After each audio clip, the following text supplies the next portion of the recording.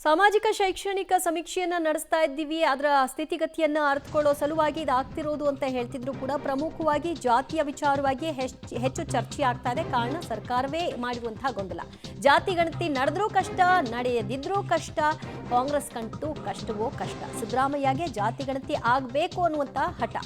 ಹಿಂದೆ ಸರಿದ್ರೂ ಕೂಡ ಕಷ್ಟ, ಸರಿಯದಿದ್ರೂ ಕೂಡ ಮೇಲ್ವರ್ಗದ ವಿರೋಧಿ ಪಟ್ಟವನ್ನ ಕಟ್ಕೊಳ್ಬೇಕಾಗತ್ತೆ. ಈ ವಿಷಯವಾಗಿ ನಿನ್ನೆ ಮಾತನಾಡಿದ್ದಾರೆ.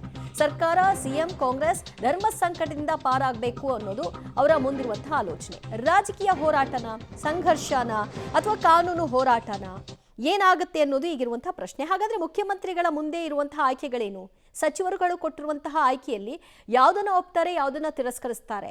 ಜಾತಿ ಗಣತಿ ಆಗ್ಲೇಬೇಕು ಅನ್ನೋ ಹಠಕ್ಕೆ ಬೀಳೋದಾದ್ರೆ ಕೆಲವೊಂದಷ್ಟು ಬದಲಾವಣೆಗಳಂತೂ ಆಗ್ಲೇಬೇಕು. ಅದು ಬಹುತೇಕರ ಅಭಿಪ್ರಾಯ ಮತ್ತು ಆಗ್ರಹ. ಜಾತಿ ಗಣತಿ ಆಯ್ಕೆ 1, ಧರ್ಮ ಮತ್ತು ಜಾತಿ ಪಟ್ಟಿಯಲ್ಲಿ ಹೊಸ ಸೇರ್ಪಡೆಯನ್ನ ಕೈಬಿಡಬೇಕು.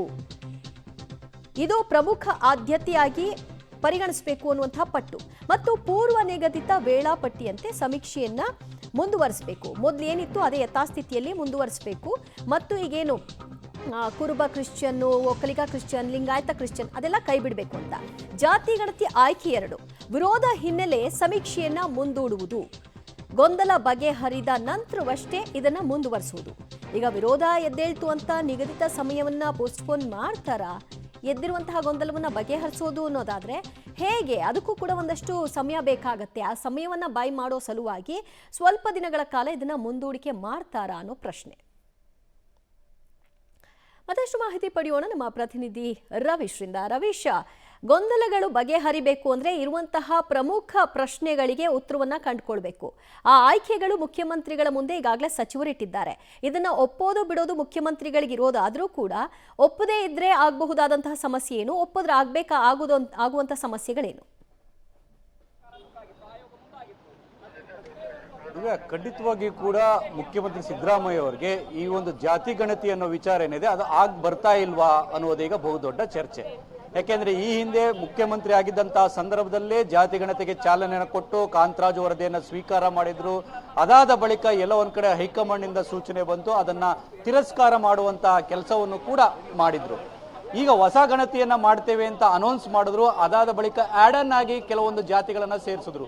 331 ಜಾತಿಗಳನ್ನು ಸೇರಿಸೋದ್ರ ಜೊತೆಗೆ ಧರ್ಮದ ಕಾಲಂನಲ್ಲಿ ಎಲ್ಲೋ ಒಂದ್ ಕಡೆ Christian, Lingayat Christian, Vokkaliga Christian, ಕುರುಬ ಈ ರೀತಿಯನ್ನ ಸೇರಿಸೋದಕ್ಕೂ ಕೂಡ ಈಗಾಗಲೇ ಯತ್ನ ಮಾಡಿದ್ದಾರೆ. ಅದು ಆಡ್ ಆನ್ ಕೂಡ ಆ ಒಂದು ಆಪ್ ಅಲ್ಲಿ ಆಗಿದೆ. ಇದಕ್ಕೆ ಪ್ರಬಲವಾಗಿ ವಿರೋಧ ವ್ಯಕ್ತ ಆಗಿದೆ. ಈ ಹಿನ್ನೆಲೆಯಲ್ಲೇ ಮುಖ್ಯಮಂತ್ರಿ ಸಿದ್ದರಾಮಯ್ಯ ಅವರು ನಿನ್ನೆ ಬೇಸರವನ್ನ ವ್ಯಕ್ತಪಡಿಸಿದ್ದಾರೆ. ಅಂದ್ರೆ ನನ್ನನ್ನು ಅಹಿಂದ ಪರ ಅಂತಾರೆ, ಮೇಲ್ವರ್ಗದ ವಿರೋಧಿ ಅಂತಾರೆ, ಮಾಡಿದ್ರು ಅಂತಾರೆ, ಮಾಡದೇ ಇದ್ರು ಅಂತಾರೆ ಅಂತ. ಅಂದ್ರೆ ಲಿಂಗಾಯತ ಸಚಿವರು ಆಕ್ಷೇಪವನ್ನು ಎತ್ತಂತ ಸಂದರ್ಭದಲ್ಲಿ ಈ ಮಾತನ್ನು ಹೇಳಿರ್ತಕ್ಕಂಥದ್ದು. ಹಾಗಾಗಿ ಮುಖ್ಯಮಂತ್ರಿಗೆ ಜಾತಿ ಗಣತಿ ಮಾಡಲೇಬೇಕು ಅನ್ನೋ ಒಂದು ಇರಾದೆ ಇದೆ, ಹಠವೂ ಕೂಡ ಇದೆ. ಹಾಗಾಗಿ ಅದಕ್ಕೆ ಅಂಟ್ಕೊಂಡಿದ್ದಾರೆ, ಅದರಿಂದ ಕೈ ಬಿಡೋ ಪ್ರಶ್ನೆ ಇಲ್ಲ ಅಂತ. ಆದ್ರೆ ಈಗಲೇ ಮಾಡ್ಬೇಕಾ, ಪೋಸ್ಟ್ಪೋನ್ ಮಾಡ್ಬೇಕಾ ಅನ್ನೋದೇ ಇವತ್ತಿನ ಸಭೆಯ ಒಂದು ರೀತಿಯಲ್ಲಿ ಹೈಲೈಟ್ ಆಗಿರ್ತಕ್ಕಂಥದ್ದು. ಪ್ರಮುಖವಾಗಿರ್ತಕ್ಕಂಥದ್ದು ಈ ಸಭೆಯಲ್ಲಿ 2 ಆಯ್ಕೆ ಇರ್ತಕ್ಕಂಥದ್ದು. ಒಂದು, ಆ 331 ಜಾತಿಗಳನ್ನ ತಕ್ಷಣಕ್ಕೆ ತೆಗೆಯಕ್ಕಾಗತ್ತೆ ಒಂದು ಆ್ಯಪ್ ಇಂದ.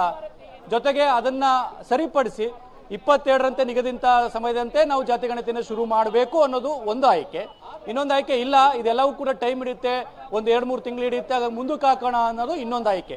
ಹಾಗಾಗಿ ಈ 2 ಆಯ್ಕೆಯಲ್ಲೇ ಇವತ್ತಿನ ಸಭೆ ಅಂತ್ಯವಾಗುವಂತ ಸಾಧ್ಯತೆ ಇದೆ. ಹಾಗಾಗಿ ಒಂದನ್ನ ಆಯ್ಕೆ ಮಾಡ್ಕೊಳ್ಳೇಬೇಕಾಗತ್ತೆ, ಯಾಕಂದ್ರೆ ಟೈಮ್ ಇಲ್ಲ, 22ಕ್ಕೆ ಆರಂಭ ಆಗ್ಬೇಕಾಗತ್ತೆ. ಈ ಹಿನ್ನೆಲೆಯಲ್ಲಿ ಇವತ್ತಿನ ಸಭೆ ಸಾಕಷ್ಟು ಮಹತ್ವದಿಂದ ಕೂಡಿರ್ತಕ್ಕಂಥದ್ದು. ದಿವ್ಯಾ, ಥ್ಯಾಂಕ್ ಯು ರವೀಶ್ ನಿಮ್ಮೆಲ್ಲ ಮಾಹಿತಿಗೆ.